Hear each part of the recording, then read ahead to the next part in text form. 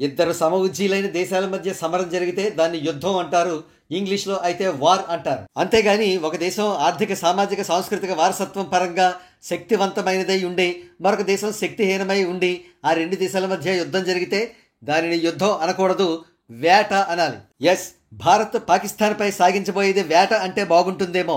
ఇక భారత్కు పాకిస్తాన్కు మధ్య గల అతి ముఖ్యమైన తేడాను తెలుసుకుందాం. ఒక యుఎస్ డాలర్కు ఇండియన్ రూపీస్ ఎన్నో, పాకిస్తాన్ రూపీస్ ఎన్నో వివరంగా తెలుసుకుందాం.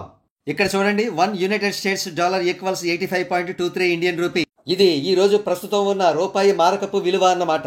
మరి ఇక్కడ కూడా చూడండి, 1 United states dollar equals 279.79 Pakistani rupee.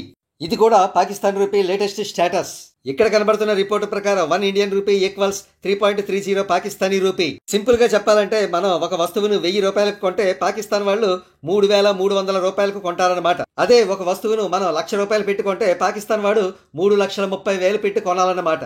ఇక నిత్యావసర వస్తువుల కోసం పాకిస్తాన్ వాళ్ళు మనకంటే 4-5 రెట్ల నుండి 10 రెట్ల వరకు కూడా ఎక్కువగా ఖర్చు పెడుతున్నారు. ఉదాహరణకు ఈ మ్యాటర్ ఒకసారి పరిశీలిద్దాం.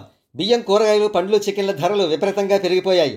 ప్రస్తుతం అక్కడ కేజీ చికెన్ ధర 798 రూపాయలు, కిలో బియ్యం ధర 339, గుడ్లు డజన్ 332, యాపిల్ కేజీ 288, పాలు లీటర్ 224, బ్రెడ్ 500 గ్రాములు 161, అరటిపండ్లు కిలో 176, టొమాటో కిలో 150, ఆలుగడ్డ కిలో 105, ఆరెంజ్ కిలో 216 రూపాయల ధర పలుకుతున్నాయి.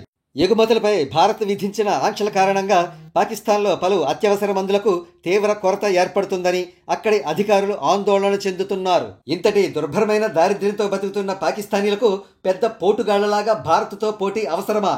అక్కడి ప్రజలంతా కలిసి వారి ఆర్మీపై తిరుగుబాటు చేస్తే వారి దరిద్రం వదిలిపోతుందని చెప్పవచ్చు.